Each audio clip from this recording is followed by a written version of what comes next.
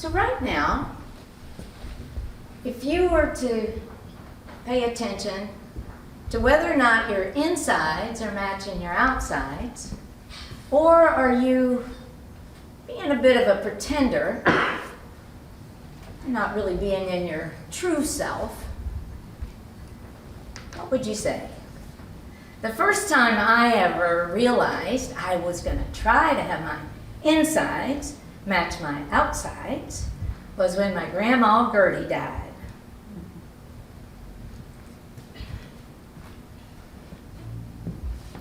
Okay, Jody, now come on. Oh, we're going to go up and we'll say goodbye to Grandma Gertie. You can hold my hand. Doesn't that look beautiful? The spray on the casket, it's roses and lilies of the valley. Those were her favorites. And I had a hard time trying to decide between the rosy red lipstick or the pink lipstick. I went with the pink because I picked out her Easter outfit that she wore last year. Okay, come on now, honey. We're going to go up. I want you to kiss her goodbye.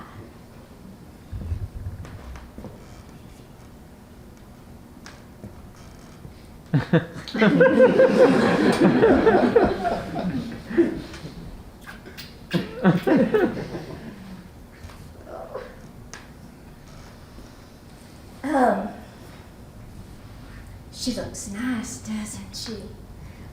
Well, Aunt Bernita, you know, she doesn't look nice to me. She looks like that dead squirrel I saw out in the yard last week. You know, I wanted to bring that little thing in the house, and Daddy said I couldn't touch it. Oh, shush up now. You don't be talking that way.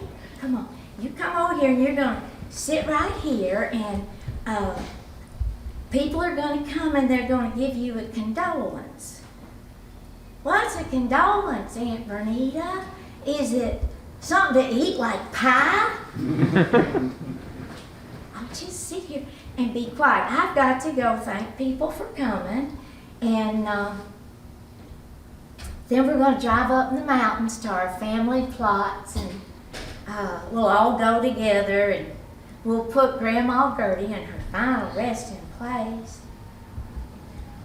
You know, Aunt Bernita, I heard these two men over there talking, and one of them was saying, you know, his aunt had died recently, and his uncle had died 6 months before, and when they went to the cemetery, they just plopped her in there with the uncle.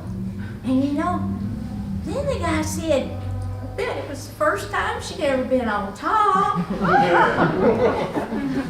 Aunt Bernita, what does that mean? Child, it means you talk too much. Currently, we are living with fabulous. Isn't that a great word, fabulous? It really means liars. You know, if you don't like something, all you gotta do is make shit up, say it with confidence, swear on the Bible that it's the truth, and there you go.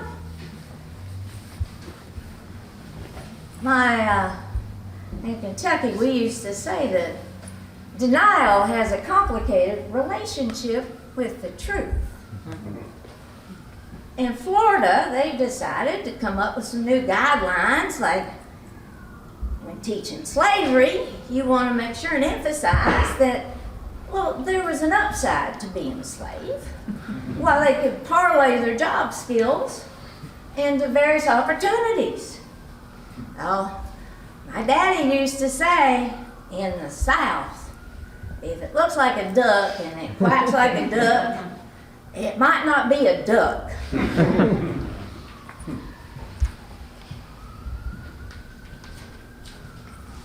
Mother, I'm really excited about going down to visit Aunt Daisy and Uncle Cecil. Last time I was there, I had a really good time. I called my girlfriend, Kathy, who I met at church camp, and I think we'll go roasting maybe on Saturday. Well, Jody, her daddy's a doctor, right? They must be a nice family then. Oh, did you pack a nice dress for Sunday? You know, Uncle Cecil is very religious. Oh, I know he's religious. We always have to say grace before we eat, and he prays so long, I feel like I'm gonna starve before he stops. I think maybe I could teach him my favorite prayer. Over the lips and through the gums. Look out, stomach, here it comes. Now, Joe, don't be making religious jokes with your Uncle Cecil. He takes this stuff real seriously.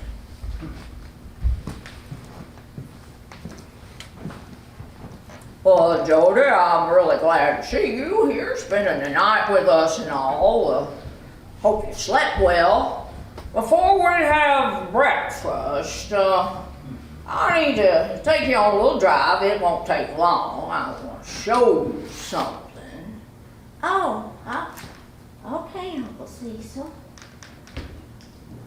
Well, Uncle Cecil, why are we stopping in front of my friend Kathy's house?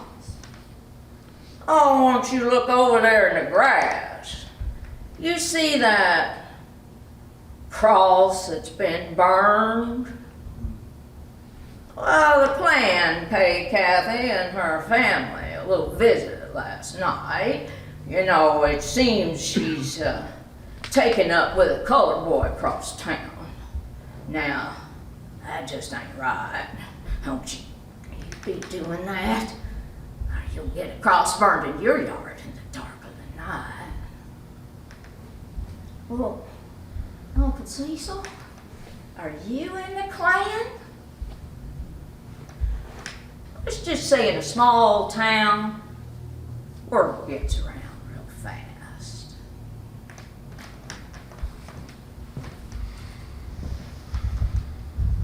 Jody, your daddy said you were awful quiet on the drive back from Uncle Cecil's house. Are you okay? Well, Mother, you know, something really strange happened. Uncle Cecil took me to see a cross that had been burned in my friend Kathy's yard. It just made my stomach hurt and my skin feel creepy. You know, in Sunday school we study that all children are equal in the sight of Jesus, be they yellow, brown, black, or white. Why would a cross be burned in my friend's yard in the dark of her night? Mother, I think Uncle Cecil's in the Klan. Is he? Oh, now Jody, just don't hang out with that girl Kathy anymore. You know, your daddy sells farm insurance down that area, and we just don't want to make any enemies. But Mother, is Uncle Cecil in the Klan?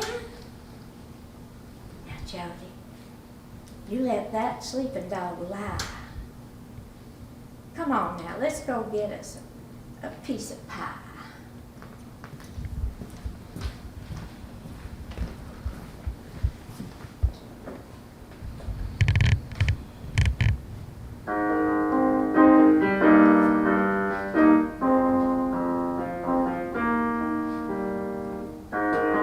You know what bothers me?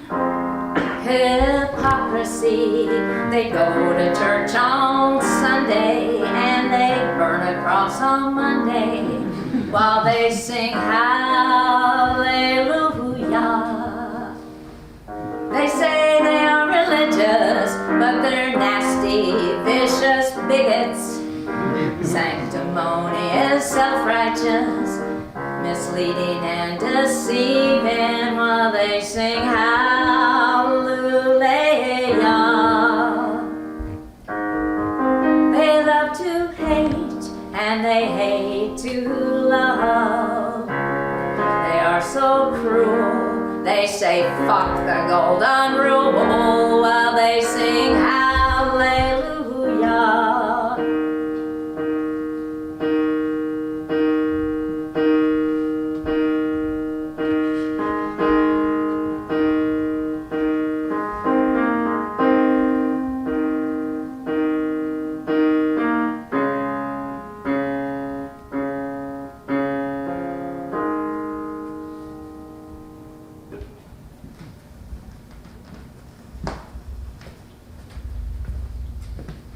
Come on, Jody. We got to hurry up. You know, those ladies love you playing the piano for the Daughters of the American Revolution meeting, and they can't start without singing America the Beautiful. Oh, God bless our patriot. Your great, great, great, great, great granddaddy, John Tudor, for fighting against that awful King George, being a patriot. Well, you know, our family does have a little bit of a stain on it because his daddy, your great, great, great, great, great, great granddaddy, John Benjamin Tudor, he signed a loyalty pledge to King George.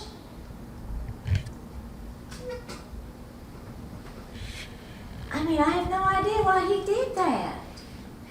Well, Mother, maybe my great, great, great, great granddaddy signed that pledge. Now, Jody, you've got to say it right. It was your great, great, great, great, great, great granddaddy who signed that loyalty pledge down there in North Carolina. Well, Mother, maybe it was because what my teacher said when the loyalties caught one of the patriots. They hanged him on the spot or they shot him dead. So maybe my great, great, great, great, great, great granddaddy signed that pledge to protect his sons who were patriots. Oh, Jody, we've got to get to the meeting. Now, come on. Let's go to the DAR meeting.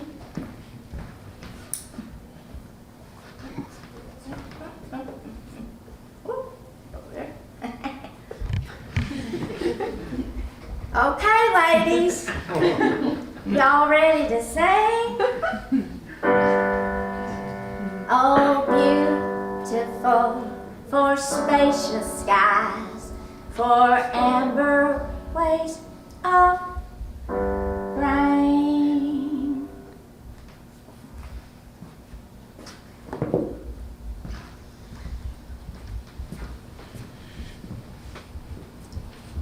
Mother, I was up in the attic and I was going through things. I found the old family Bible and this paper was in that Bible. What is this, Mother? For and in consideration of the sum of $1,200 cash in hand, this October the 1st, 1809, I have sold to Gabriel Ross one Negro man named Arch, colored black, age about 34, sound in body and mind, and a slave for life. Mother, we own slaves? You never talk about this. I mean, what kind of people are we?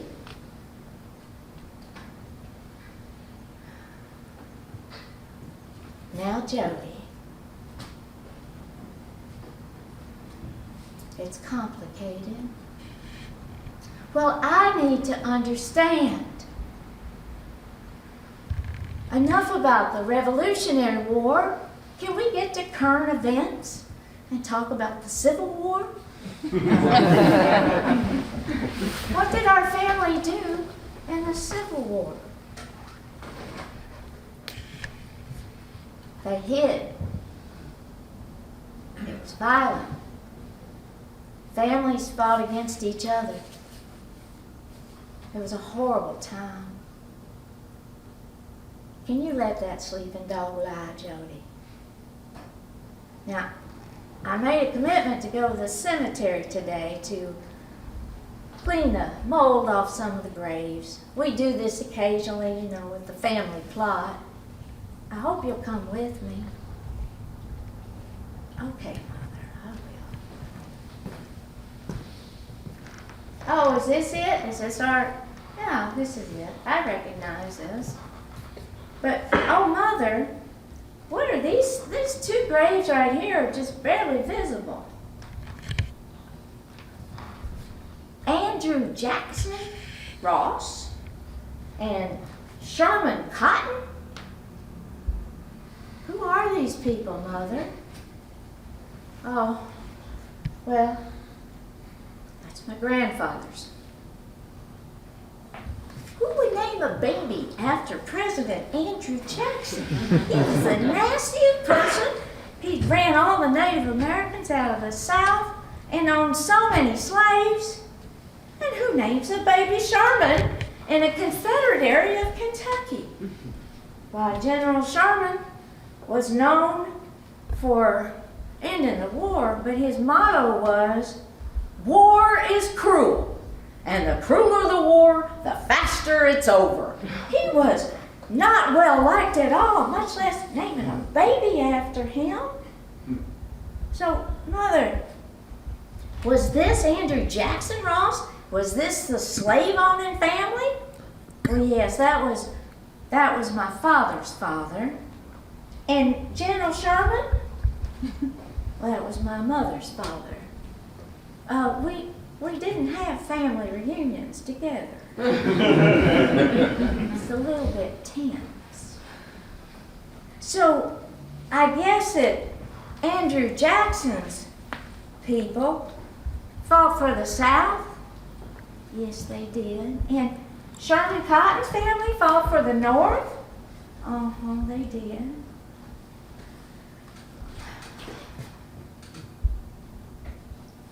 I don't even know what to think, Mother. Why are you always saying the Revolutionary War was the good war?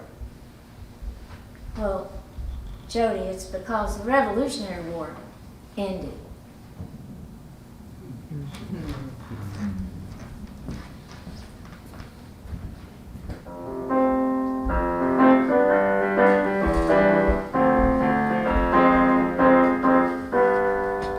You can call a horse a pig and say a mule is a duck. At the end of the day, you all know that shit's made up. Jim Crow's back, they're banning books lately. Incest with no row. They're gonna make you have your daddy's baby. Denial has a hard time with the truth. It'll reach up and grab you and give your ass the boot. You can tell a lie and you can be uncouth, but your denial will have a hard time with your truth. You can look in the mirror and think that you see something you ain't. You're just pretending to be. You're a devil in disguise. You can't hide your tail. Sooner or later, all you liars are going to hell. Well, the truth will set you free. Don't wait a minute, start living in it, cause denial has a hard time. I said denial has a hard time. I said denial has a hard time with the truth.